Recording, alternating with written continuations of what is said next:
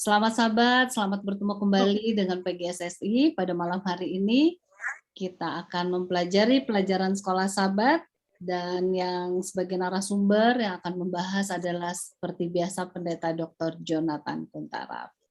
Ya, kita tiba di sahabat ketiga ya dari tahun 2022 Januari untuk pelajaran tanggal 15 Januari. Oke. Sebelum kita akan mulai, baiklah kita menyatukan hati dengan mengundang Roh Kudus. Kita akan berdoa yang akan dipimpin oleh Bapak Boyke Nainggolan. Silakan Pak Boyke. Satukan hati kita berdoa.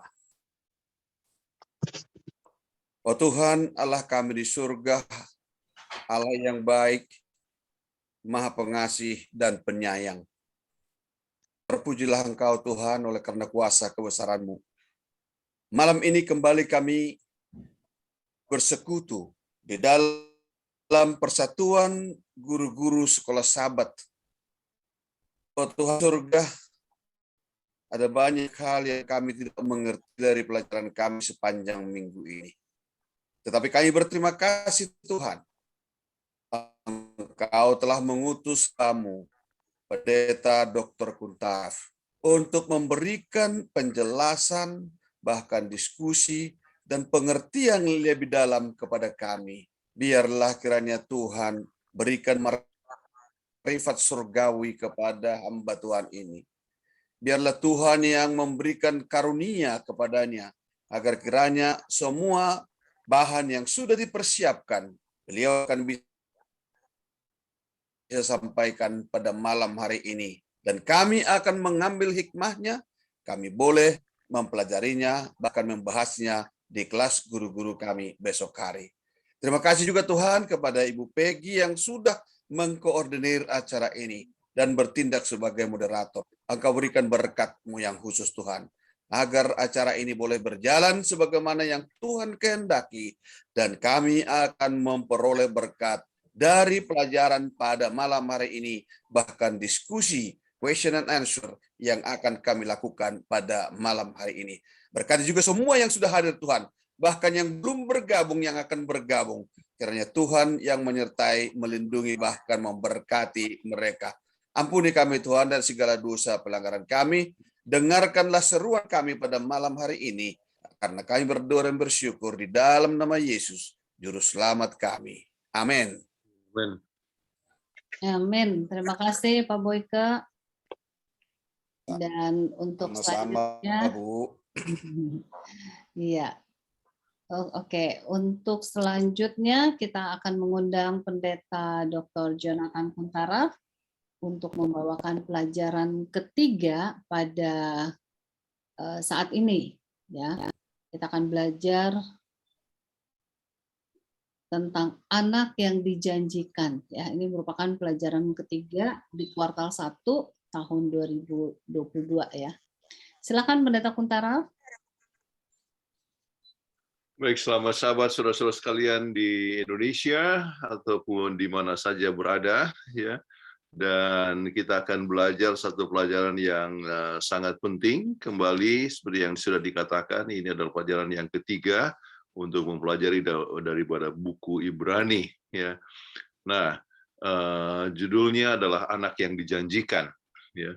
Dan untuk pendahuluan ada beberapa poin yang mungkin bisa ditekankan: kerinduan segala zaman, pengertian hari-hari terakhir, kedatangan Yesus adalah kegenapan dari kerinduan segala zaman pada hari-hari terakhir.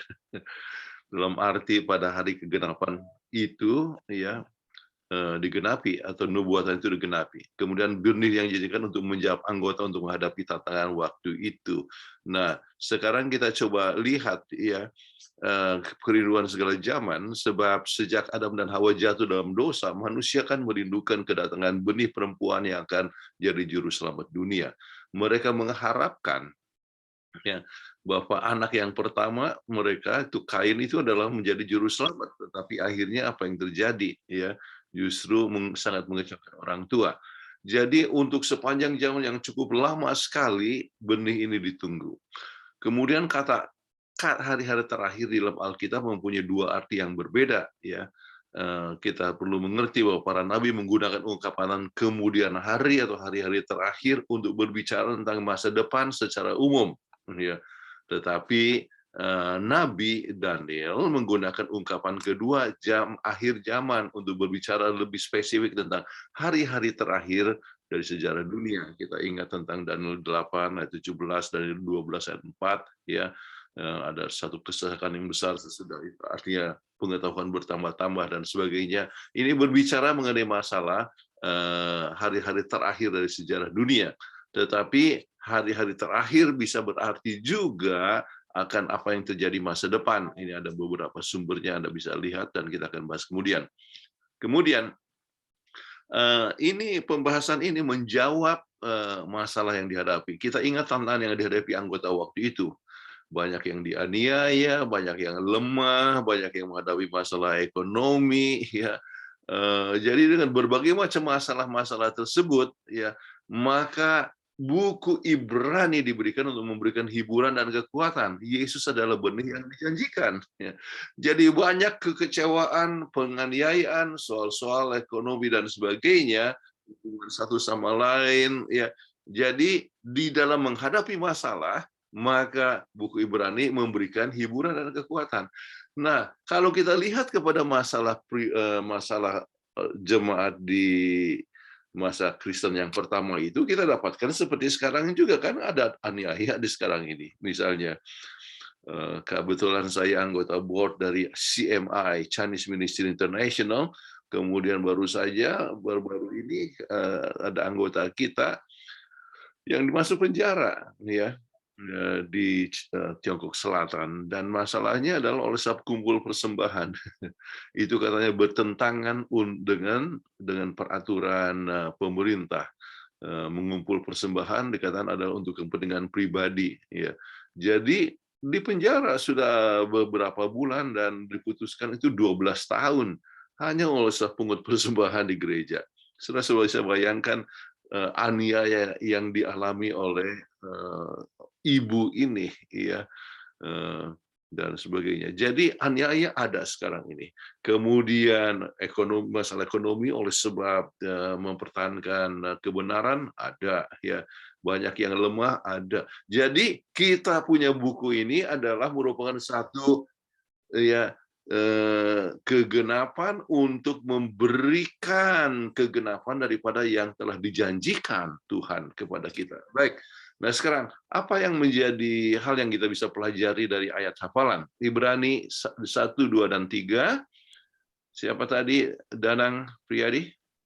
Maka pada zaman akhir ini, ia telah berbicara kepada kita dengan perantaraan anaknya, yang telah ia tetapkan sebagai yang berhak menerima segala yang ada. Oleh Dia, Allah telah menjadikan alam semesta. Ia adalah cahaya kemuliaan Allah dan gambar wujud Allah. Terima kasih. Jadi kita lihat di sini mengenai masalah pada zaman akhir ini. Karena apa yang dimaksud dengan pada zaman akhir ini? Jadi itu merupakan sesuatu perkara nubuatan yang tergenapi sebab lama sudah disebutkan sebelumnya, ya. So bisa bayangkan ini menunggu kira-kira 4.000 tahun, ya, sebelum kegenapan itu digenapi. Oke. Jadi maka sesudah 4.000 tahun, maka masa waktu Yesus datang itu merupakan satu zaman akhir, yaitu pada saat kegenapan itu nubuatan itu digenapi. Ya. Kemudian yang telah ditetapkan sebagai berhak menerima segala yang ada, ya, itu segala peranan-peranan yang sangat penting, ya, yang telah diberikan melalui Yesus Kristus, ya. Dia adalah pengantaraan anaknya. Kemudian oleh Allah menjadikan alam semesta, bahwa Yesus itu bukan hanya sembarangan, ya, makhluk, tetapi adalah pencipta. Dia adalah cahaya kemuliaan. Kita akan bahas mengenai masalah ini khusus. Oke. Nah, sekarang jadi mengerti pengertian zaman akhir yang dituliskan sebelumnya untuk masa depan dan tergenapi, ya. Yesus adalah pernyataan Tuhan yang sempurna. Sebab sebelum ini ayat ini disebutkan bahwa Tuhan telah menyatakan hendaknya melalui nabi-nabi. Nabi-nabi adalah satu cara yang paling sering digunakan. Tuhan bisa gunakan dengan suara Allah, ya.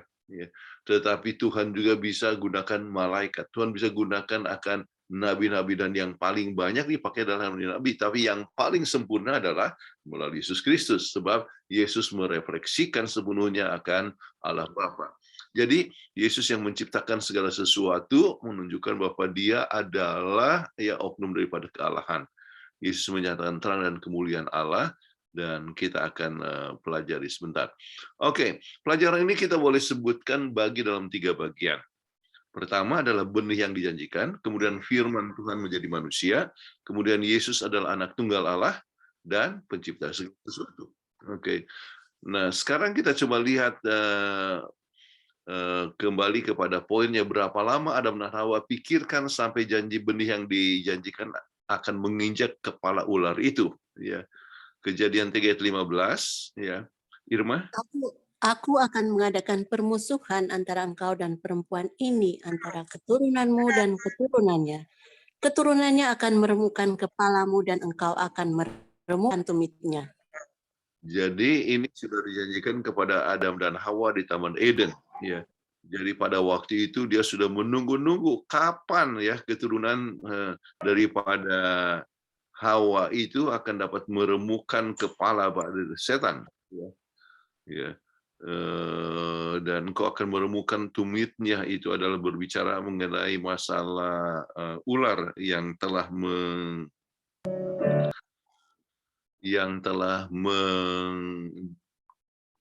mematikan, artinya membunuh Yesus di Golgota. Oke, jadi inilah merupakan satu keganapan, ya, yang terjadi. Tetapi hal yang sangat menarik sekarang, mungkin saya kembali pada ayat ini, ya.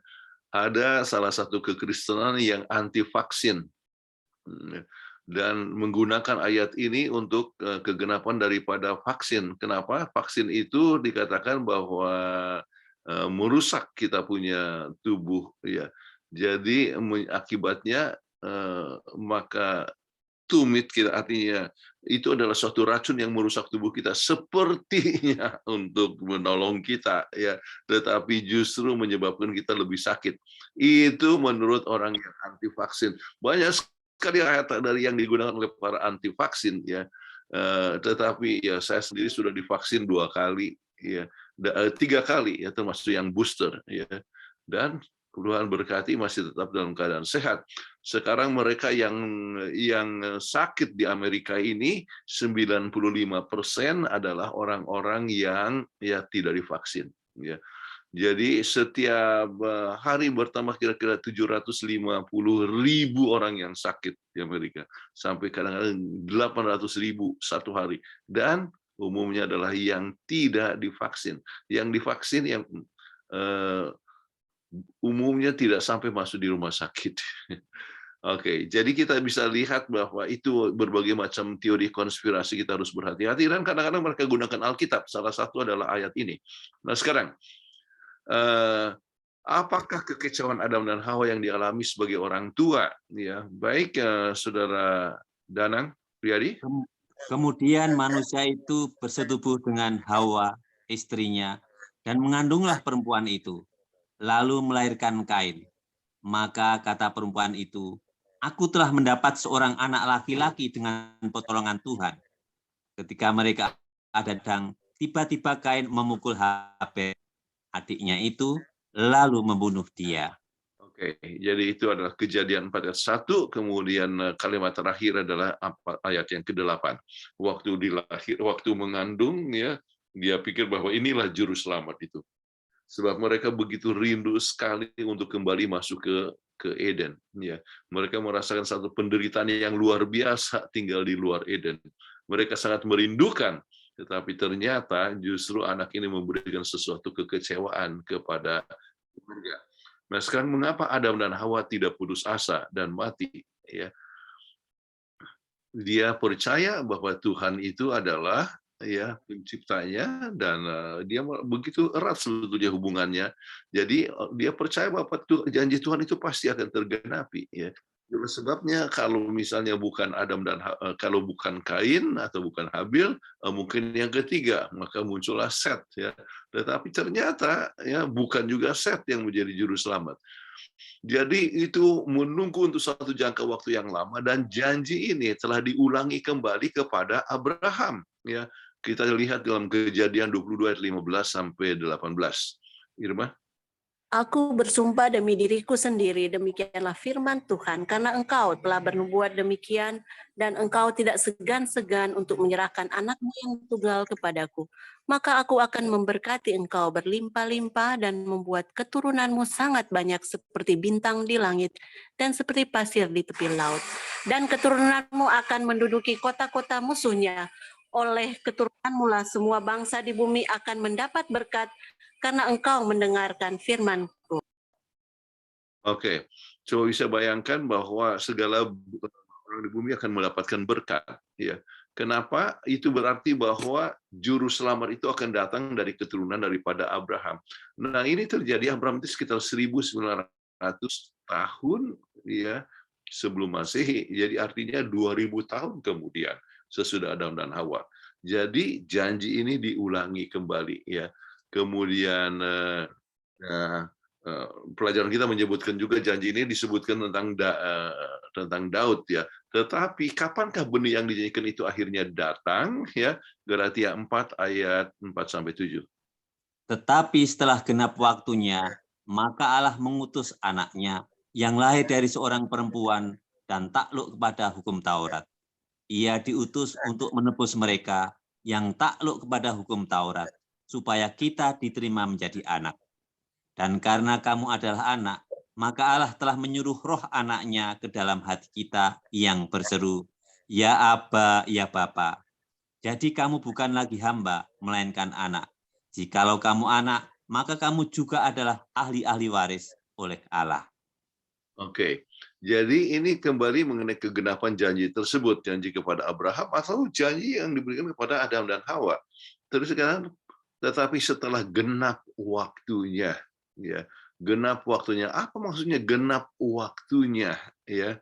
Mungkin saya tambahkan beberapa hal di sini. Genapnya nubuatan Kejadian 3:15 tentang benih itu, genap. Ya. Kemudian genap waktu nubuatan kata Yesus, sorry ada misspelling, sesuai dengan nubuatan 70 minggu sesuai dengan Daniel 9. Jadi kalau kita membaca kepada Daniel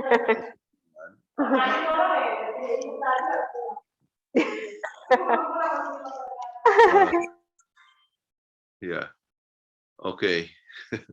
Jadi Daniel ingat Daniel 4:9 berbicara mengenai 409, artinya 70 minggu, 490 tahun kemudian, itu persis sekali sampai kepada waktu Yesus dibaptiskan tahun 27, ya. Kemudian sampai kepada baptisan dari kemudian kematian Yesus pertengahan daripada masa itu, yaitu tahun 31, kemudian sampai berakhirnya masa kepercayaan, ya, tanggung jawab diberikan pada Israel itu waktu Stefanus dilempari dengan batu, ya, tahun 34. Itu akhir dari 490. Jadi genap waktunya, ya, genap apa? Ya, genap, ya, yaitu sesuai dengan nubuatan. Kemudian genapnya nubuatan ketan Yesus yang disebut Immanuel. Kita ingat, ya, anak darah itu akan melahirkan, ya, itu Yesaya 7 ayat 20, ya. Kemudian lahirnya di Bethlehem genap, ya, Mika 5 ayat 2. Hidup untuk jadi berkat, ya, Yesaya 61 ayat 1-3. Menderita bagi manusia, ya. Nah, kita dengar pengalaman yang ditulis dalam Mazmur 22 bicara tentang penyaliban. Jadi semua nubuatan tentang Yesus itu adalah genap. Saya pernah singgung bahwa luar biasa sekali tentang Yesus oleh sebab biografinya dituliskan sebelum dia lahir, ya, dan itu betul-betul tergenapi. Kemudian genapnya waktu yang tepat. Kenapa? Semua wilayah dalam kerajaan Roma pakai satu bahasa. Saya gampang sekali untuk mengabarkan Injil. lancarnya pengabaran sebab jalan-jalan yang baik, sederhana mengadakan perjalanan di bawah satu kerajaan. Oke, jadi sangat mudah sekali. Mungkin pernah dengar apa namanya Pompei Alpian Way. Ya. Jadi perjalanan itu jalan-jalan yang dibuat oleh kerajaan Romawi. Ya, sehingga untuk mengabarkan Injil, Paulus pergi dari suatu tempat ke tempat yang lain itu sangat mudah sekali. Ya, kemudian saat yang sama orang sudah lama merindukan Mesias. Ya, kemudian dunia aman. Ya, dalam satu pemerintahan. Jadi genaplah waktunya tepat sekali di mana Yesus itu dilahirkan, kemudian lahirnya pun tepat sekali. Ya, kemudian tempatnya dan sebagainya sampai tepat, jadi tepat pada waktunya, yaitu suasana sangat baik untuk menyebabkan pekabaran itu dikabarkan ke seluruh dunia dalam waktu yang singkat. Oke, nah sekarang benih yang dijanjikan. Mengapakah penting untuk mengingat bahwa rencana Allah selalu tergenapi tepat pada waktunya? Nah, ini adalah satu hal yang dirundingkan kepada anggota kelas. Mengapa penting mengingat rencana selalu tergenapi tepat pada waktunya? Sebab Anda kadang-kadang, dan saya kan punya masalah, ya. Kadang-kadang sudah berdoa lama, tetapi tidak juga datang, ya, jawaban tersebut. Tuhan akan memberikan jawab, ya, tepat pada waktunya. We have to wait for God's timing, divine moment. Kemudian nubuatan itu adalah rencana Tuhan itu luar biasa sekali, tepat ya. Jadi ini nanti kembali kepada aplikasi pelajaran kita menyebutkan tentang janji-janji Tuhan itu, ya. Kalau janji Tuhan termasuk kedatangan Tuhan, ya. Janji hidup baru, ya. Jadi Tuhan itu memanggil kita pun dengan sesuatu perkara yang sangat tepat. Untuk saya secara pribadi, saya percaya bahwa Tuhan itu memimpin saya dalam masa remaja, ya. Tuhan itu menarik saya di dalam kebenaran, ya. Dan boleh menyiapkan diri akhirnya, ya. Sebab saya waktu SMA terima kebenaran, kemudian begitu tamat langsung dapat Cisarua dan sebagainya. Tepat waktu, oke. Jadi rencana Tuhan itu luar biasa sekali. Nah, sekarang kita masuk kepada bagian yang kedua.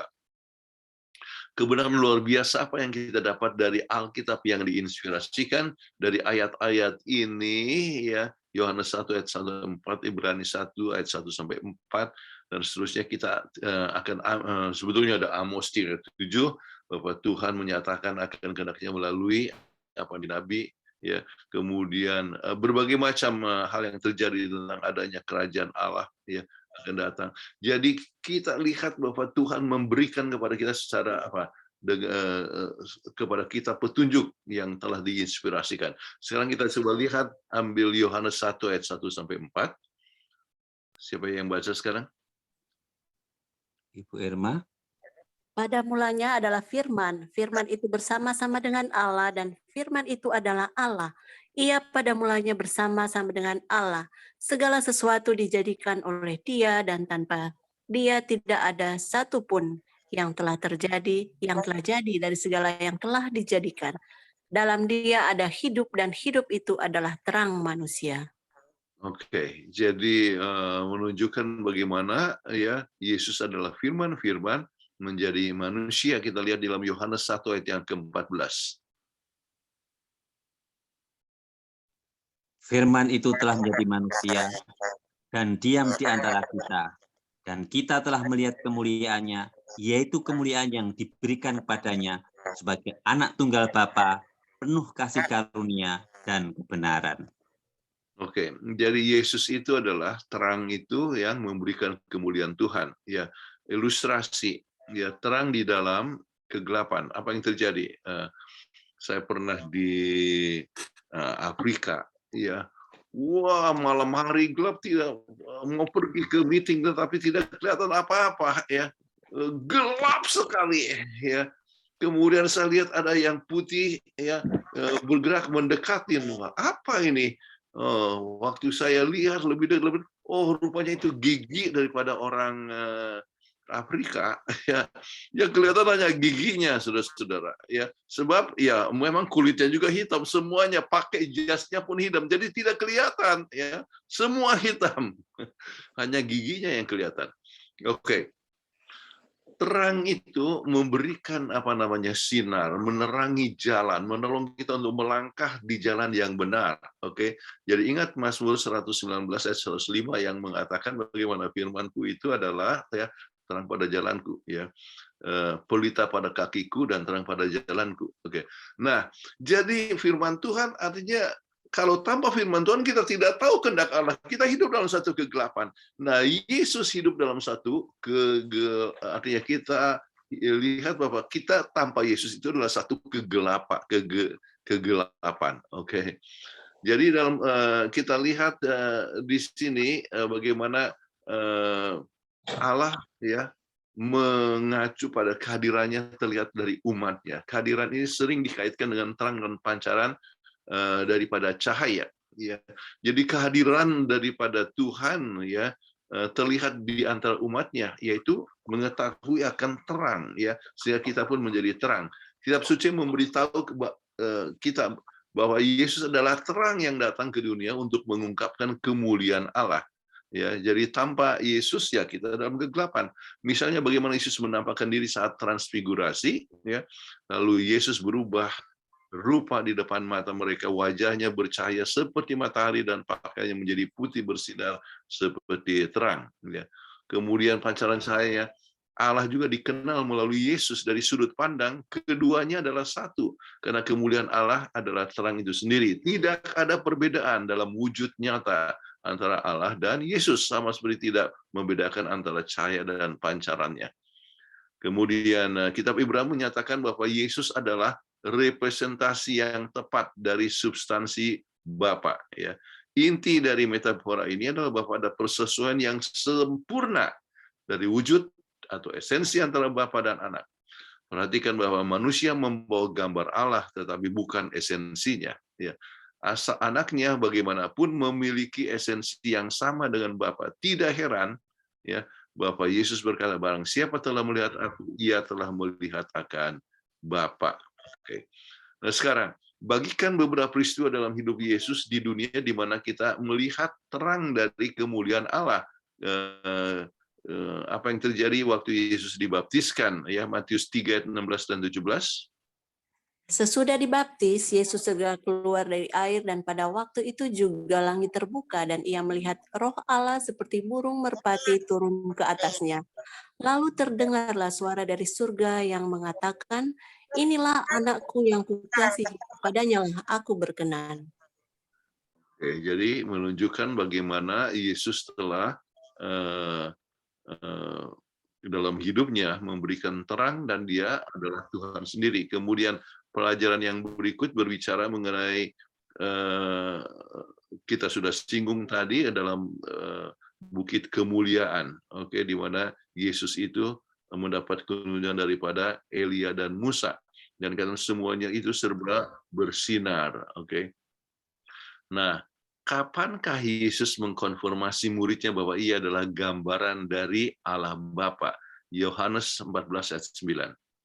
Kata Yesus kepadanya, telah sekian lama aku bersama-sama kamu, Filipus, namun engkau tidak mengenal aku. Barang siapa telah melihat aku, ia telah melihat Bapa.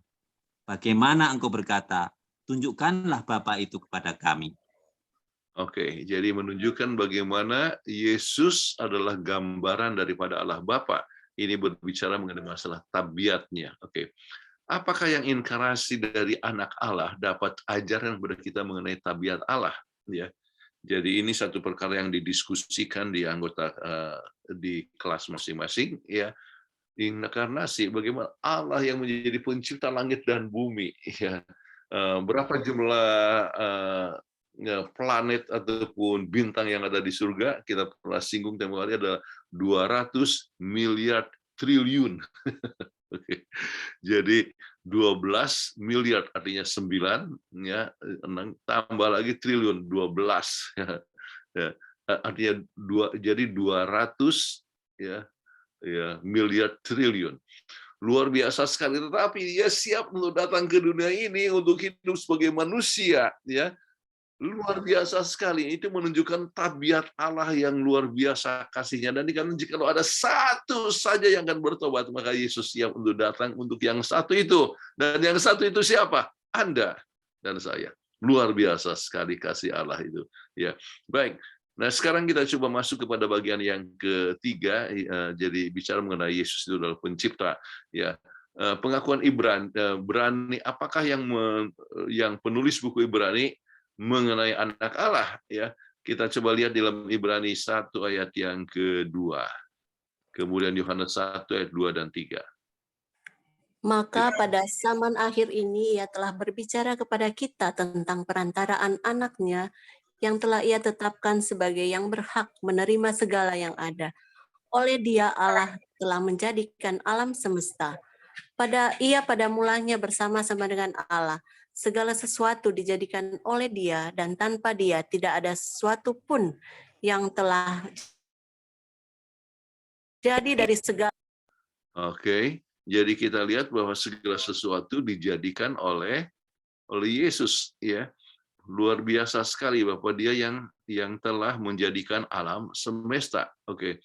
Nah, kita lihat menurut Paulus pekerjaan kreasi apalagi yang dicapai oleh anak Allah sebagai tambahan menciptakan segala sesuatu. Kita coba lihat dari Ibrani 1 ayat 3 dan Kolose 1 ayat 15 dan 17. Ia adalah cahaya kemuliaan Allah dan gambar wujud Allah, dan menopang segala yang ada dengan firman-Nya yang penuh kekuasaan. Dan setelah ia selesai mengadakan penyucian dosa, ia duduk di sebelah kanan yang maha besar, di tempat yang tinggi. Ia adalah gambar Allah yang tidak kelihatan, yang sulung, lebih utama dari segala yang diciptakan. Karena di dalam dialah telah diciptakan segala sesuatu, yang ada di surga dan yang ada di bumi, yang kelihatan dan yang tidak kelihatan, baik singgasana maupun kerajaan, baik pemerintah maupun penguasa. Segala sesuatu diciptakan oleh Dia dan untuk Dia.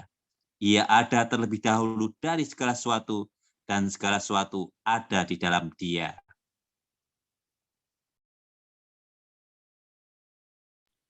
Pendeta boleh, ya. Oke. Yang kita bisa lihat di sini, dia menciptakan segala sesuatu, tetapi dia juga menopang segala yang ada. Ya, apa artinya menopang? Ya, menopang artinya termasuk artinya menggenggam, memeliharakan segala sesuatu. Coba bisa bayangkan saudara-saudara sekalian, ya, ada 200 miliar triliun bintang. Dan banyak yang bergerak mengelilingi sesuatu. Kalau saja terjadi sesuatu hukum alam yang salah, apa yang terjadi? Akan terjadi sesuatu bentrokan-bentrokan dan menyebabkan musnahnya kepada alam semesta. Ya.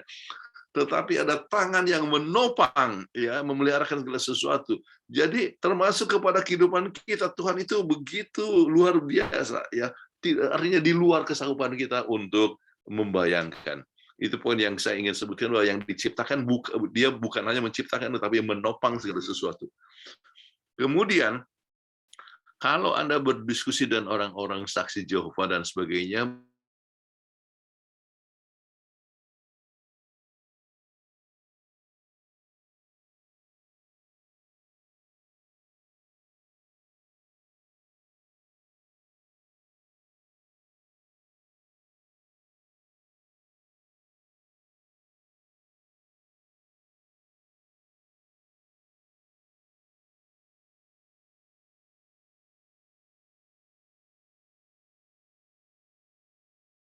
dia adalah awal.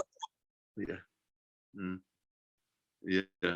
Jadi dia adalah awal daripada segala sesuatu. Jadi bukan yang diciptakan. Makanya kita lihat bahwa segala sesuatu diciptakan dia.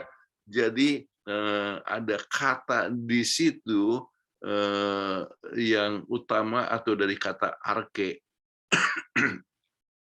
yang telah disalah mengerti oleh kelompok daripada saksi Yehova. Mudah-mudahan Anda bisa mengerti mengenai masalah yang dimaksudkan itu adalah awal, ya, yang awal, ya, dari segala sesuatu.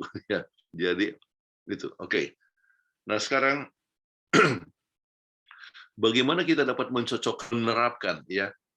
Katakan dia menciptakan dunia sendiri, bahwa dia adalah satu-satunya Tuhan, ya. Dengan perjanjian baru bahwa Allah yang menciptakan alam semesta melalui Yesus Kristus. Baik. Pertama, bagi Paulus, Yesus adalah Tuhan yang menciptakan dunia. Dia bukan penolong, ya. Ibrani 1 ayat 10 mengatakan bahwa Yesus adalah Tuhan yang menciptakan bumi dan langit, dan Paulus juga menerapkan kepadanya apa yang Mazmur 102 katakan tentang Tuhan, itu Yahweh sebagai pencipta. Ya. Kemudian menyebutkan bahwa segala sesuatu itu diciptakan oleh atau melalui Bapa. Bapa menciptakan, Yesus menciptakan, dan Yesus menciptakan. Jadi adanya satu persekutuan. Ada kesepakatan yang sempurna antara Allah Bapa dan Anak dalam tujuan dan aktivitas. Ini adalah bagian daripada misteri Trinitas. Ya. Yesus menciptakan dan Allah menciptakan, tetapi hanya ada satu pencipta, Allah yang menyiratkan bahwa Yesus adalah Allah. Ya. Kemudian Ibrani 4 ayat 17 menunjukkan Yesus adalah hakim. Ya. Wewenangnya untuk memerintah dan menghakimi berasal dari fakta bahwa Allah menciptakan segala sesuatu dan memeliharakan akan alam semesta. Ya, jadi di dalam tugas keselamatan disebutkan bahwa Yesus itu sebagai anak, tapi bukan berarti anak yang dijadikan oleh Bapa, bukan, tetapi adalah oleh sebab kehadirannya dari awal. Oke. Baik, tindakan kelanjutan ini mungkin mencakup ketegasan tentang pembimbing atau menguasai. Kata Yunani feron atau menopang, membawa digunakan untuk menggambarkan angin mengarah perahu, atau Tuhan memimpin para nabi. Jadi dalam arti yang sebenarnya, Yesus tidak hanya menciptakan kita, tetapi juga menopang kita. Setiap nafas, setiap detak jantung, setiap saat keberadaan kita di dalam Dia, Yesus dasar dari semua keberadaan ciptaan. Luar biasa sekali. Dia begitu luar biasa menopang kita ini untuk apa? Tetap hidup bersama-sama. Baik.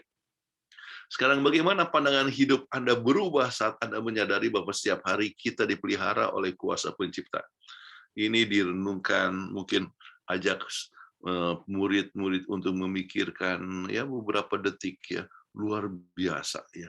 Allah itu ya pencipta dan pemelihara kita ya.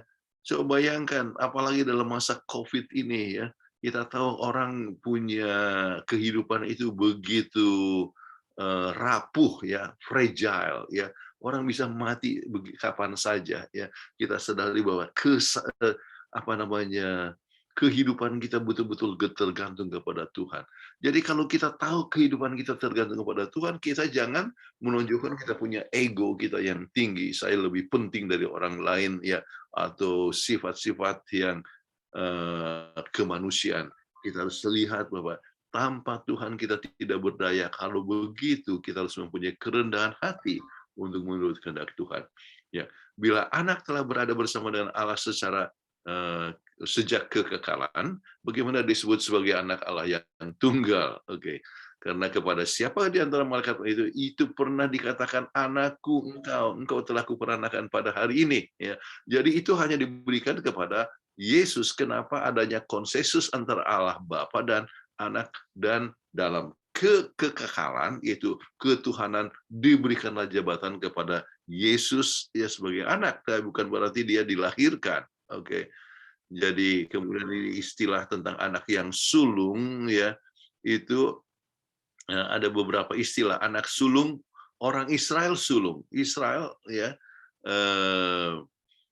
adalah anak yang sulung ya daripada Tuhan ya. Apakah memang itu adalah sulung ya? Kita tahu bahwa anak daripada Ishak kan yang sulung sebetulnya adalah Esau. Tetapi kenapa disebut anak sulung? Ya, oleh sebab yang mempunyai hak untuk menerima hak sulung. Ya, nah dalam Mazmur 89 ayat 27 Daud disebut sebagai anak sulung Tuhan. Meskipun dia adalah anak bungsu daripada 8 bersaudara, bukan yang sulung sama sekali. Ya. Dalam Perjanjian Baru Yesus adalah anak sulung Maria. anak sulung di antara banyak saudara, anak sulung dari semua ciptaan, dan anak sulung dari antara orang mati. Ya, maksudnya apa? Ya, oleh sebab dialah yang bangkit menjadi suatu tanda bahwa mendahului kepada kebangkitan kita yang berikut. Oke. Nah, anak-anak ini menunjukkan bahwa gelar anak sulung mengacu pada keunggulan Yesus di dalam jemaat, atas penciptaan, alam semesta, dan kebangkitannya. Ya, jadi ini perlu diingat mengenai masalah anak sulung tersebut. Oke, ya. Kemudian bagi Paulus, ya, untuk memberikan kunci untuk memahami luasnya perjanjian lama, dikatakan bahwa sementara Yesus datang menjadi perwakilan dan juru selamat kita, dia akan mengganti kita dalam pertarungan mengalahkan si ular. Ya, dan itu sudah terjadi. Demikian pula dalam kitab Ibrani, Yesus adalah pelopor atau kapten dan perintis orang percaya. Dia berjuang untuk kita dan mewakili kita. Dia juga berarti bahwa apa yang Allah berlakukan untuk Kristus, wakil kita, Bapa juga ingin lakukan untuk kita. Dia meninggikan Yesus di sebelah kanannya, juga ingin kita duduk bersama dengan Yesus di atas tahtanya. Pekabaran Allah kepada kita di dalam Yesus tidak hanya mencakup apa yang Yesus katakan, tetapi juga apa yang Bapa lakukan melalui Dia, dan kepadanya semua untuk keuntungan bagi kita pada masa sekarang dan kekekalan. Baik, bagian E. Nah, sekarang apakah peranan Roh Kudus di dalam inkarnasi? Lukas 1 ayat 34 dan 35, kita ingat bahwa oleh sebab Roh Tuhan maka Maria itu mengandung, ya, dan melahirkan Yesus Kristus. Nah, sekarang, ya, bagaimana Anda menyambut kebenaran bahwa Bapa, Anak, dan Roh Kudus semuanya terlibat dalam menyelamatkan keselamatan bagi kita masing-masing? Ya, untuk banyak orang yang mempertanyakan tentang soal Trinitas. Untuk saya, Trinitas itu, ya, justru menunjukkan kasih Allah yang luar biasa. Sebab semuanya daripada kealahan, ya, itu telah bekerja bersama-sama, ya, untuk menciptakan segala sesuatu, kemudian menjadi penebus. Semua keselamatan kita itu adalah kerjasama antara Allah Bapa, Anak, dan Roh Kudus. Bayangkan Bapa yang menjadi inisiator, ya, yang bersama dengan Anak sebagai pencipta segala sesuatu, dia bisa, dan Yesus yang datang ke dunia ini menjadi juru selamat kita, menunjukkan kasih Allah yang luar biasa. Kemudian Roh Tuhan yang menuntun kita sehingga kita bisa mempunyai iman, kita mempunyai kekuatan untuk mengalahkan dosa. Ya, jadi segala sesuatu itu bekerja bersama-sama, ya, untuk keselamatan kita. Oke. Nah, sekarang, ini bagian Peggy yang baca, ya. The Descent of Ages 113. Oke. Perkataan yang diucapkan kepada Yesus di Yordan itu, sebentar ya, pendeta, saya unmute. Bentar. Oke. Ya. Perkataan yang diucapkan kepada Yesus di Yordan itu, inilah anakku yang aku berkenan, meliputi seluruh umat manusia. Allah berbicara kepada Yesus selaku wakil kita. Dengan segenap dosa dan kelemahan kita, tidak dibuangkannya kita sebagai tidak berharga. Dalam kasih Ia telah menentukan kita dari semula oleh Yesus Kristus untuk menjadi anak-anak-Nya, supaya terpujilah kasih karunia-Nya yang mulia, yang dikaruniakannya kepada kita di dalam Dia, yang dikasihinya. Efesus 1 ayat 5-6. Kemuliaan yang hinggap atas Kristus itu ialah janji tentang kasih Allah bagi kita. Cahaya yang turun dari pintu gerbang yang terbuka ke atas kepada juru selamat kita akan turun pula ke atas kita apabila kita berdoa memohonkan bantuan untuk melawan pencobaan. Suara yang berbicara kepada Yesus itu berkata kepada setiap jiwa yang percaya, inilah anak yang kukasihi, kepadanya lah aku berkenan. Ya, pendeta boleh di unmute dulu.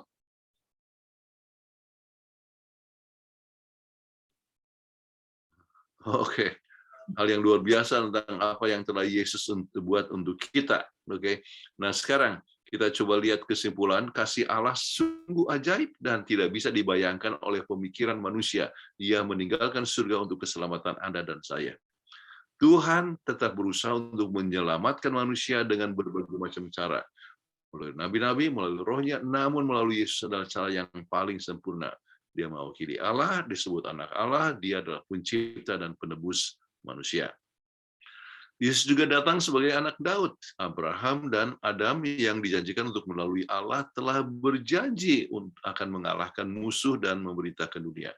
Jadi Yesus datang untuk menggantikan Adam sebagai kepala umat manusia dan memenuhi tujuan awal yang Allah sediakan bagi mereka. Yesus datang untuk menjadi penguasa yang besar, yang benar, dan Allah selalu inginkan untuk dunia ini ia miliki. Oke, nah kita coba lihat aplikasi yang penting bila janji kelahiran itu telah tergenapi. Nubuatan apa yang Anda pastikan juga akan tergenapi untuk hidup kebahagiaan Anda. Perubahan hidup bagaimana akan terjadi apabila kepastian itu tersebut, ya. Jadi kita lihat Yesus datang pasti, ya, yang dijanjikan itu betul-betul tergenapi. Kalau gitu apa? Kedatangan Yesus akan terjadi, perubahan hidup kita, ya. Kemudian kata-kata Yesus termasuk misalnya kalau kita menurut hukum kesehatan kita akan lebih sehat, itu betul-betul tergenapi. Oke. Jadi berkat-berkat yang kita dapat nikmati kalau kita mengikuti rencana Tuhan. Jadi segala itu rencana Tuhan itu boleh pasti akan tergenapi, ya. Sebab apa? Yesus juga sudah menggenapi akan janji kedatangannya. Ya. Baik. Perubahan hidup yang bagaimana yang telah terjadi sebab hidup dan ajaran Yesus Kristus. Hidupnya yang luar biasa mengajak kepada kita untuk mengikuti hidup dan ajarannya, yaitu hidup yang penuh dengan kasih. Sebetulnya hanya satu hal yang singkat saja dengan kata kasih kepada Allah, kepada sesama manusia, ya, dan kasih kepada Allah dan kepada manusia itu termasuk akan menurutkan hukum Allah, ya, dan sebagainya, ya, termasuk juga hukum kesehatan. Jadi kasih itu sangat penting sekali. Bila Allah menyinarkan kemuliaan Allah, dalam hal apa kita patut bersinar? Kita bersinar melalui kehidupan kita, kata-kata, tindakan kita, apapun yang kita buat, ya. Ya, kita tahu hidup itu sementara, kapan saja Tuhan bisa memanggil kita. Kalau kita masih hidup, itu berarti Tuhan mau kita memancarkan cahaya kemuliaannya. Baik, question and answer. Silakan. Mungkin Ibu Peggy ada selingan lebih dulu. Ya, terima kasih Pendeta Kuntara sudah membawakan pelajaran yang begitu baik. Ya, Pendeta Kuntara boleh istirahat minum dulu sejenak. Oke. Di kolom chat saya baca sudah ada beberapa pertanyaan. Maaf Pendeta, apakah Pendeta menyalakan satu gadget lagi soalnya suaranya mengganggu? Suaranya jadi bubble. Nah, saya punya iPhone, saya tidak ini. Iya, makanya dari tadi kalau ada orang yang bicara, Pendeta saya. Oke. Baik, saya mute dulu Pendeta Kuntara. Bagi mereka yang mau bertanya, silahkan tuliskan pertanyaan di kolom chat, dan yang mau bertanya langsung boleh klik raise hand, nanti saya akan panggilkan namanya. Ya, berikan nama yang jelas. Oke, terima kasih Pak Danang dan Ibu Irma sudah membacakan ayat. Silahkan kalau mau bertanya. Oke, sebentar untuk pertanyaan yang pertama.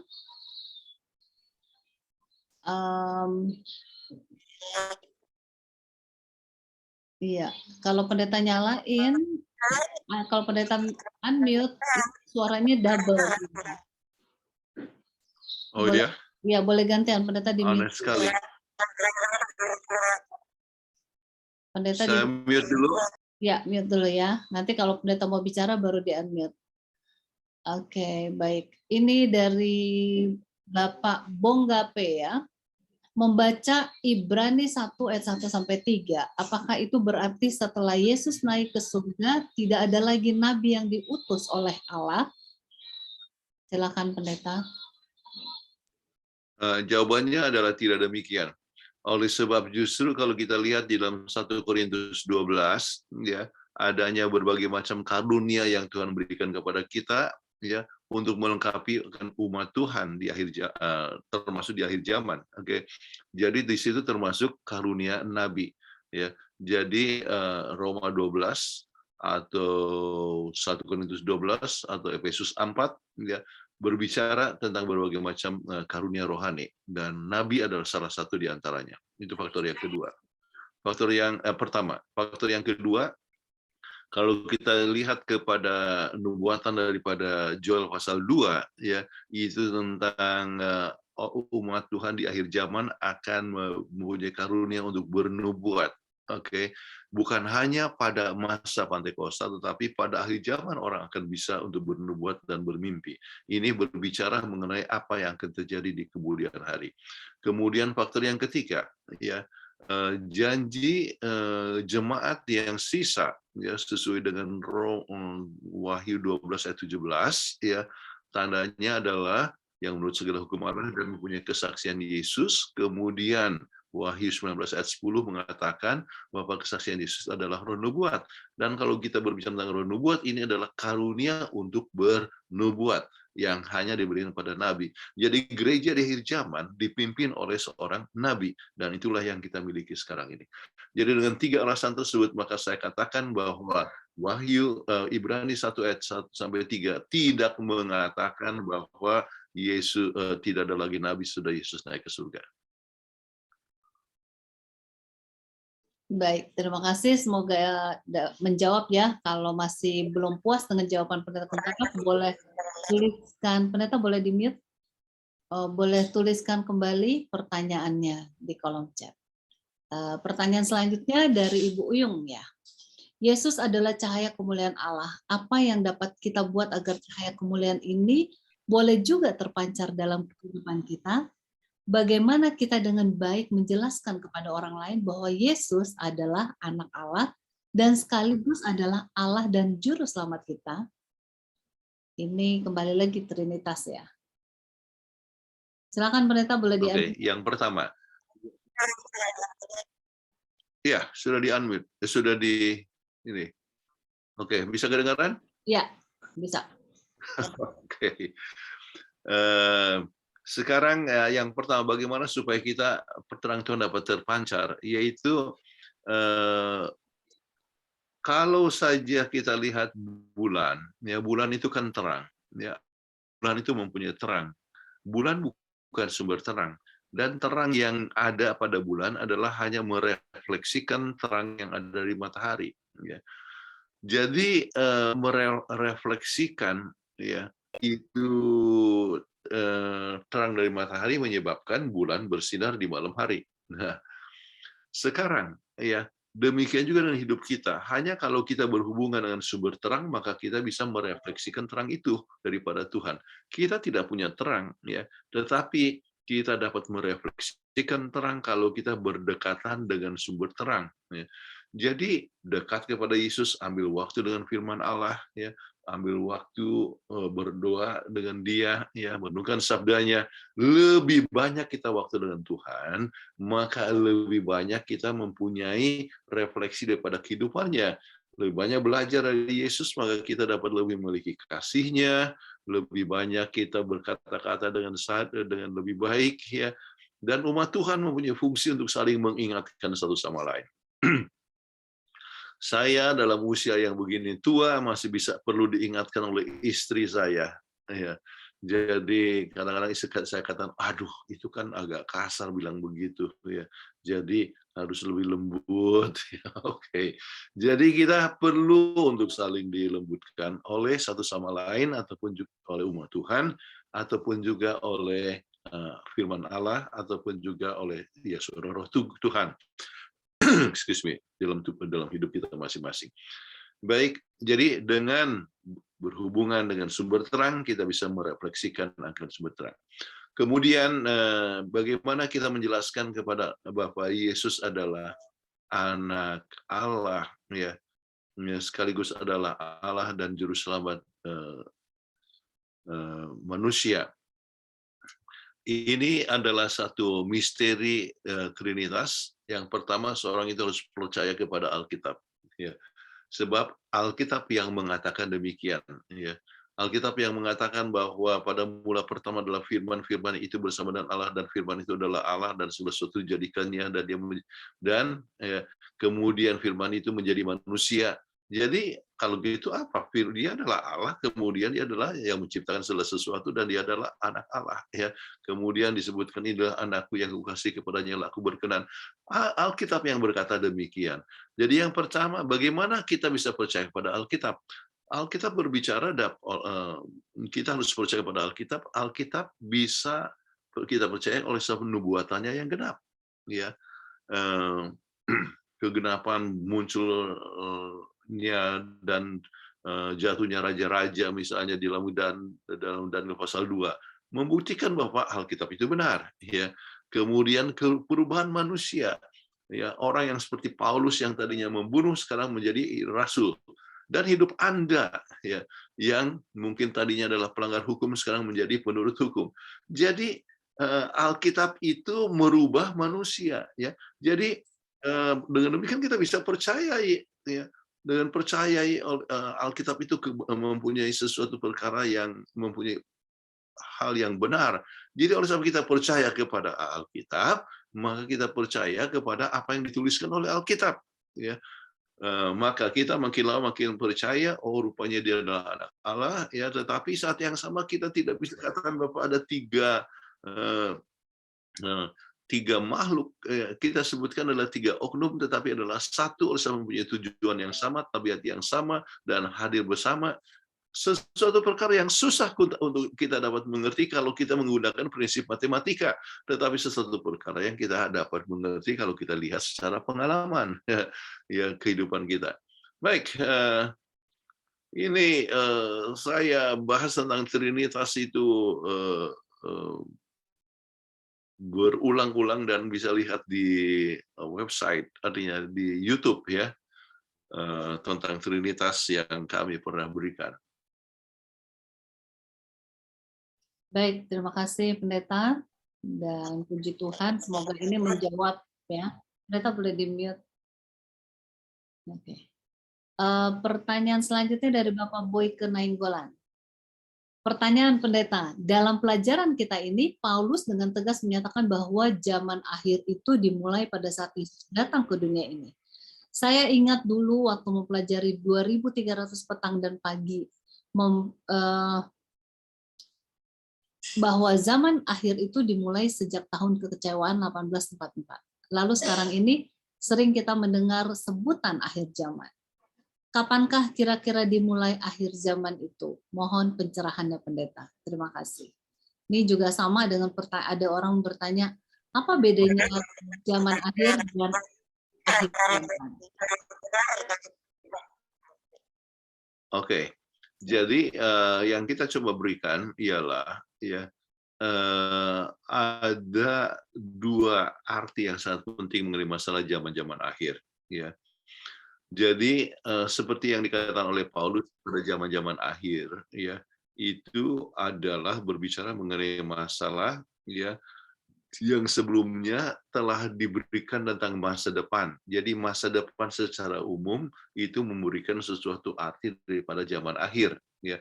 Jadi ya, sesudah 4.000 tahun, ya, usai daripada dunia ini, maka waktu zaman Yesus itu adalah merupakan satu zaman akhir. Ya. Tetapi ada istilah yang lain yang diberikan oleh Daniel, yaitu berbicara mengenai masalah akhir dari sejarah dunia, ya. Apakah itu bisa dilihat di dalam Daniel pasal 2, ya, atau pasal Daniel 7 atau 8 dan sebagainya, ya. Jadi akhir daripada sejarah dunia. Nah, ini kapan mulainya daripada akhir sejarah dunia kalau gitu, ya. Yang disebutkan bukan hanya daripada nubuatan 2300 pagi dan petang, tetapi adalah nubuatan daripada 1260 tahun, ya. Jadi kalau kita lihat kepada 1260 tahun, itu berakhirnya kapan? Ya, tahun 1798, ya. Jadi sebelum tahun 1844, ya. Jadi yang menyebutkan ini adalah, ya, 1798, ya, kembali juga kepada nubuatan daripada Daniel pasal 9 ya, tentang 1260 tahun, atau di dalam buku Wahyu disebutkan 42 bulan ya, itu sama ya, ada hubungan antara Daniel dengan Wahyu, dan mulainya adalah tahun 1798. Itu adalah akhir sejarah dunia ya, tetapi bukan hanya sekedar zaman-zaman akhir. Dan zaman akhir yang diberikan oleh Paulus bisa berarti adalah sebelumnya adalah satu masa depan, tetapi tergenapi di dalam masa Yesus pada waktu itu. Mudah-mudahan menolong ya, Saudara Boyke. Baik, terima kasih. Selanjutnya, Ya, makasih Pendeta. baik, selanjutnya adalah saya mau panggilkan yang raise hand di sini, Bapak James Tambuwon. Silakan Pak James.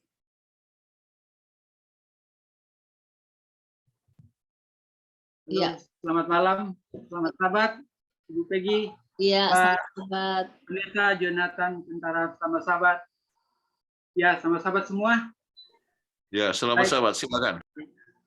Saya ingin bertanya nih Pendeta, kalau saya lihat yang anak Allah Kristus itu, kalau saya lihat dari silsilah Yesus di Matius, dimulai dari silsilah Yesus disebut dari anak Abraham.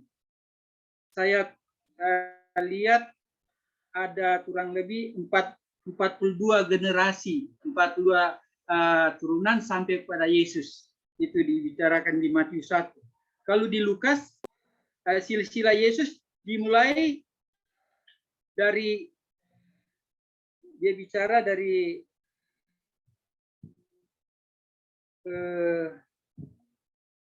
sampai kepada anak Allah. Dia mulai dari anak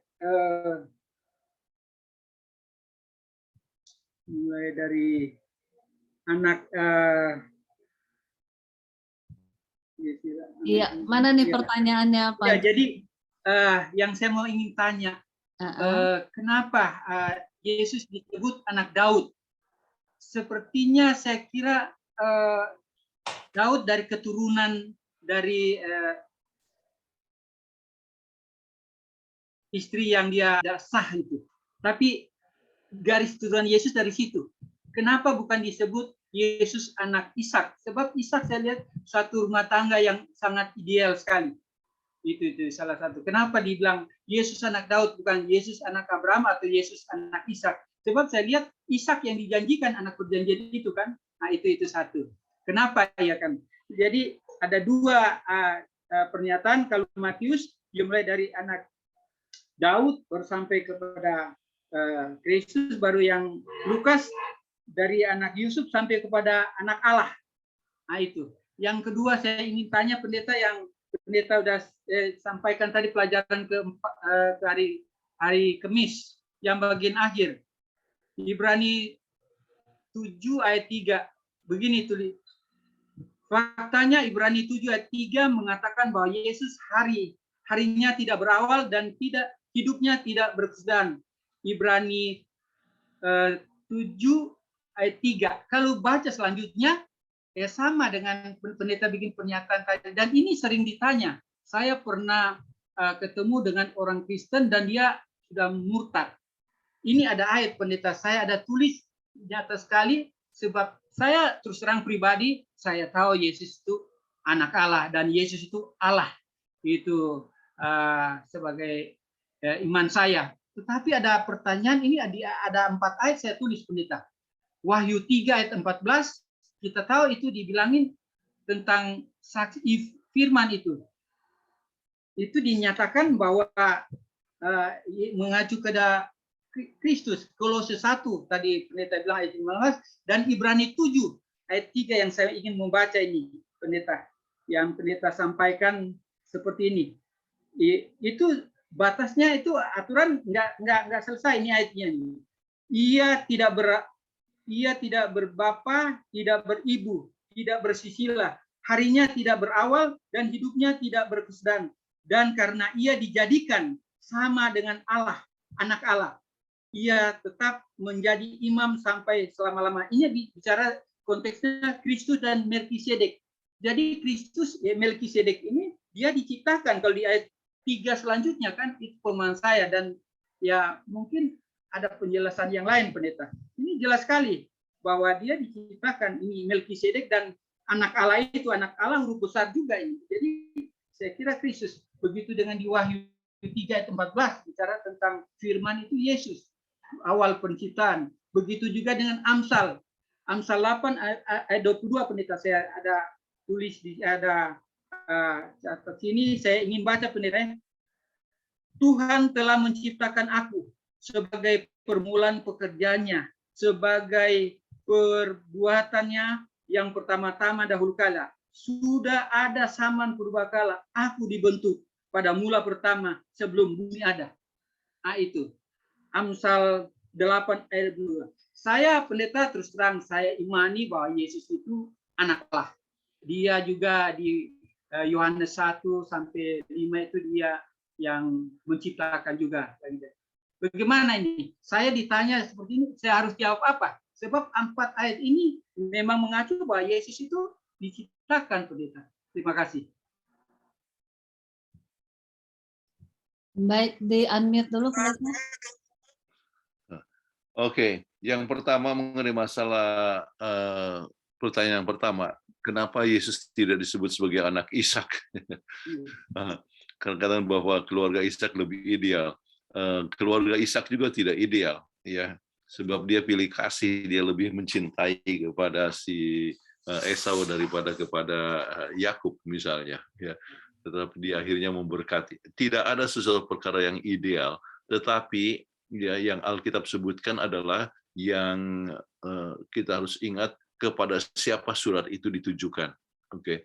Nah, buku Matius ya yang ada kutip itu adalah ditujukan untuk orang-orang Yahudi. Makanya dibahas tentang mengenai masalah kegenapan-kegenapan daripada peristiwa-peristiwa tersebut. Ya, Yesus lahirnya di mana, apa semua, kemudian kegenapan daripada perjanjian lama yang digenapi dalam Yesus itu disebutkan di dalam buku Matius. Oke. Jadi sebab memang ditujukan pada orang Yahudi, dan orang Yahudi itu percaya bahwa mereka anak Abraham. Dan mereka itu percaya raja yang paling kokoh itu adalah Daud. Makanya untuk mengukuhkan ya akan mereka punya kepercayaan sendiri, Yesus itu adalah anak Abraham, Yesus itu adalah anak Daud, ya, menunjukkan satu perkara yang sangat luar biasa, ya, bahwa Yesus adalah kegenapan nubuatan sesuai dengan latar belakang daripada penerima Injil tersebut, yaitu orang-orang Yahudi, ya, atau orang-orang Israel. Mudah-mudahan ini paham.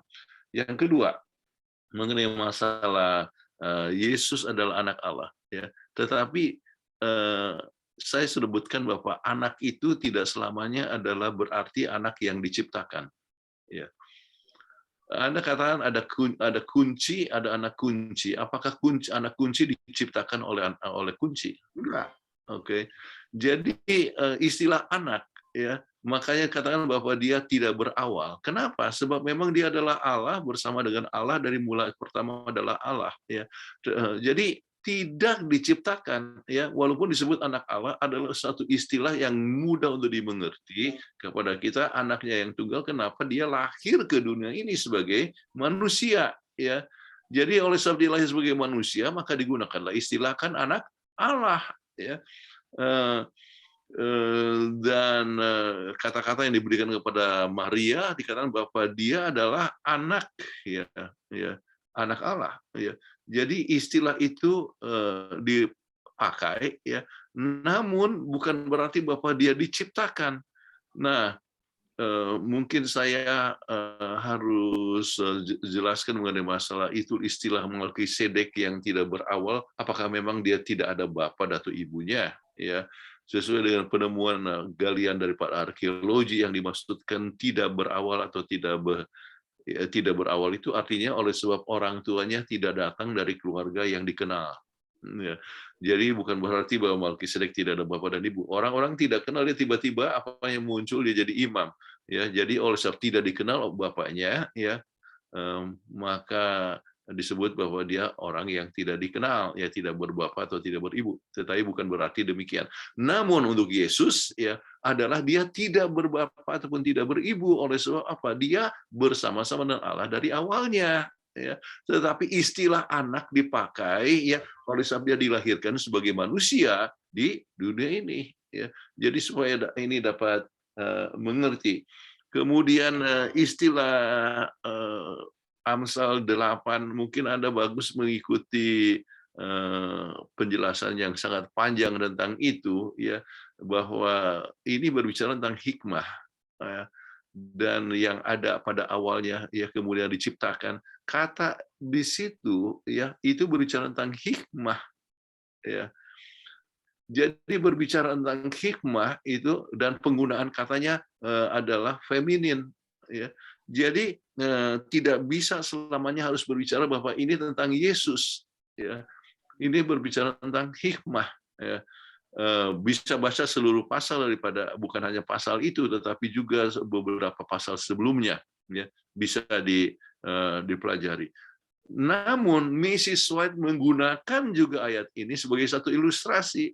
Tetapi waktu Yesus gunakan ilustrasi tentang daripada Wahyu pasal Amsal pasal 8, maka Mrs. White menggunakannya, ya, untuk mengatakan bahwa Yesus itu adalah tidak berawal, ya, dan artinya dia sudah ada dari awalnya, ya. Jadi dengan demikian tidak menunjukkan adanya sesuatu hal di mana Yesus itu diciptakan, ya.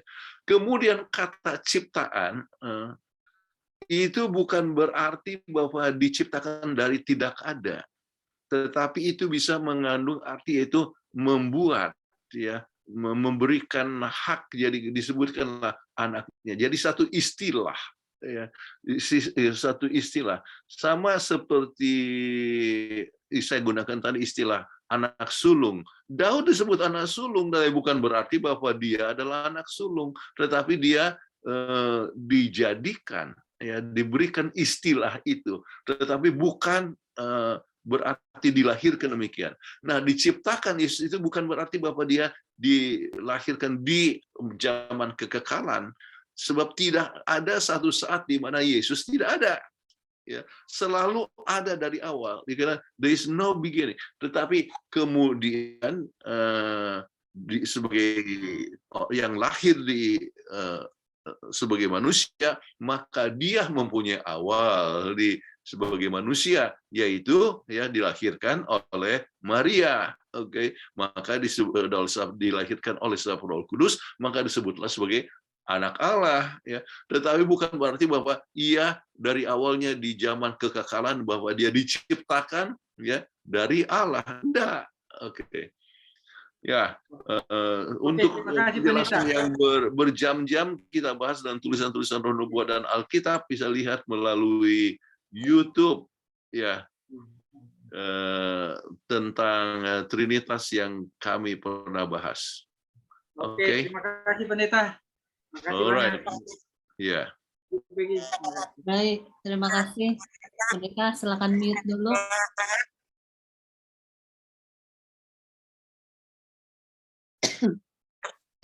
Pendeta tolong di-mute. Oke. Baik, pertanyaan berikutnya datangnya dari Ibu Marcella. Selamat Hari Sabat. Jadi batuk. Saya mau bertanya bagaimana cara kita membedakan nabi dalam kurung orang yang dapat bernubuat yang ada di akhir zaman dengan nabi palsu.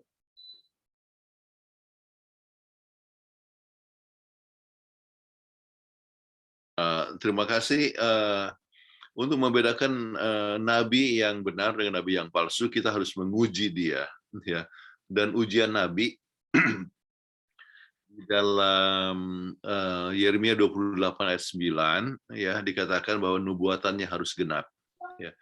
Kemudian di dalam buku Yohanes 8 ayat 20 dikatakan bahwa dia haruslah mengikuti ajaran sesuai dengan kesaksian sebelumnya, ya. Kalau tidak, dikatakan tidak akan terbit fajar padanya. Jadi harus sesuai dengan tulisan-tulisan sebelumnya, ya, tidak akan bertentangan. Kemudian dalam Matius 7 ayat 20, dari buah-buahnya kamu mengenali dia. Jadi dari buah kehidupan. Jadi kalau misalnya ada orang seperti namanya David Koresh, dia mengaku ya sebagai Mesias, ya. Kemudian dia kawin dengan 17 istri, oke. Ya, jadi bagaimana kita bisa terima dia sebagai Mesias, ya? Ya, atau Joseph Smith, pencipta atau penemu daripada Mormon, oke. Juga ajarannya juga ya lucu-lucu. Salah satu adalah di surga itu banyak sekali malaikat, ya. Itulah sebabnya yang mau turun ke dunia ini. Jadi supaya malaikat atau roh-roh Tuhan itu di surga itu bisa turun ke dunia ini, perlu banyak anak yang dilahirkan. Sebab itu setiap keluarga harus punya banyak anak. Ya. Jadi apa yang terjadi? Makanya kalau keluarga Mormon itu ya anaknya itu bisa 7, 9, 10, 11, 12 ya anak. Oke. Ya. Jadi kemudian juga pernah ada satu masa di mana mereka mempercayai kepada poligami dan sebagainya. Jadi ajarannya, hidupnya, kemudian juga dia harus menerima Yesus sebagai Tuhan yang datang sebagai manusia, ya 1 Yohanes 4 ayat 1 sampai 3. Oke. Jadi itu hal yang sangat penting untuk diketahui. Kemudian ada juga apa yang disebut physical phenomena. Perubahan terjadi kepada tubuh seseorang pada saat menerima khayal. Physical phenomena, misalnya dia tidak bernafas, ya, tapi jantung berdetak. Dia punya kekuatan ilahi, tetapi lemah dari segi fisik, tetapi dia dapat kekuatan ilahi ya, yang tidak bisa ditahan. Kadang-kadang pandangan matanya ke depan, ya, menunjukkan bahwa dia dapatkan khayal. Jadi banyak hal-hal yang dapat terjadi kepada seorang nabi, ya. Itu di samping itu ada tulisan-tulisan yang menyebutkan bahwa tulisannya itu harus tepat, ya, timeliness, ya, sesuai dengan kebutuhan, ya, dan mempunyai arti yang penting. Ada pernah orang yang menggunakan nabi yang katakan bahwa kita harus menjadi seperti anak-anak, maka apa yang dikatakan bahwa dia jalan harus merangkak seperti bayi, ya. Jadi menjadi seperti anak-anak itu dalam arti merangkak seperti bayi, jadi rendah hati, saudara-saudara sekalian. Jadi kita harus berhati-hati dengan banyak kelompok-kelompok yang coba mengaku nabi, ya, tetapi kita harus uji itu nabi sesuai dengan firman Tuhan itu sendiri. Oke, mudah-mudahan sudah menjawab ini saudara Marcella. Iya, terima kasih. Terima kasih Pak Pendeta. Iya, selanjutnya dari Bapak Yakub Hartanto. Pak Yakub Hartanto, selamat sahabat Ser, tolong jelaskan Wahyu 5 ayat 6. Tolong di-unmute. Oke, di-unmute dulu pendeta, nggak kedengeran suaranya. Oke, Wahyu 5 ayat 6 boleh tolong baca? Ya, sebentar.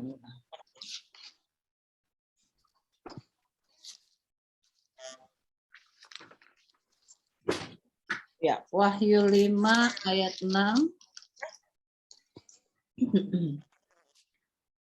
Maka aku melihat di tengah-tengah tahta dan keempat makhluk itu, dan di tengah-tengah tua-tua itu berdiri seekor anak domba seperti telah sembelih, bertanduk 7 dan bermata 7. Itulah ketujuh roh Allah yang diutus ke seluruh bumi. Oke. Boleh Terima saya kasih. kasih komen dulu?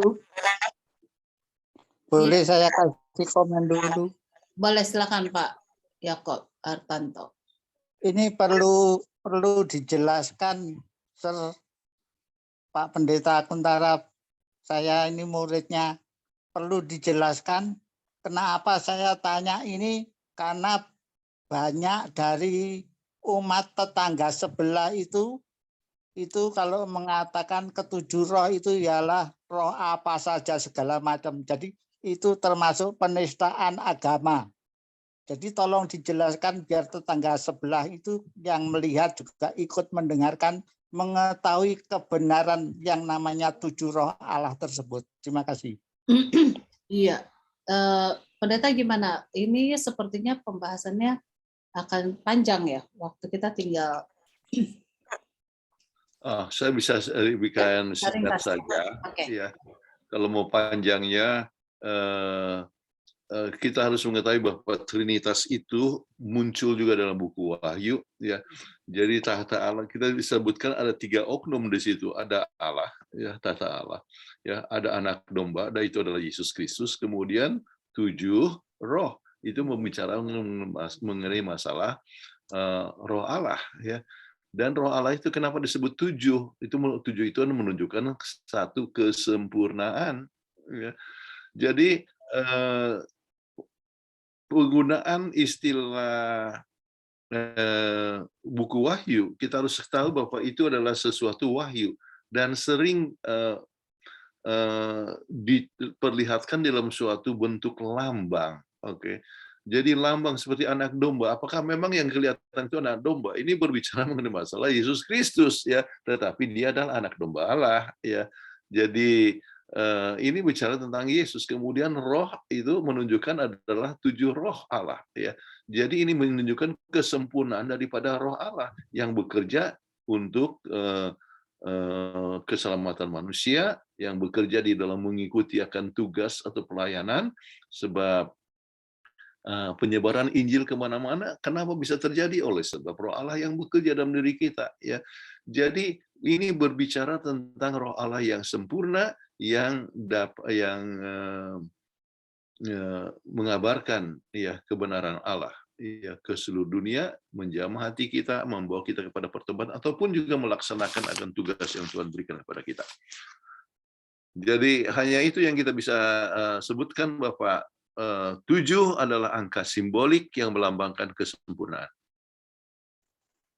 Gini Pak Pendeta, kalau kita baca di Yesaya 11 ayat 2 itu juga ada hal 7 roh Allah itu termasuk ada di situ juga, dan di dalam Yesaya 4 ayat 4, tapi terutama di Yesaya 11 ayat 2. Iya, ya. Jadi kembali nama juga sama seperti Yesaya, oke. Itu adalah merupakan sesuatu hal yang bersifat nubuatan, oke. Sesuatu perkara yang bersifat nubuatan banyak yang diberikan dalam bentuk simbolik, ya. Tetapi bukan berarti bahwa betul-betul bisa dihitung dengan nama, artinya 1, 2, 3, 4, 5, 6, 7. Enggak, ya. Ini berbicara mengenai simbolik yang berarti kesempurnaan.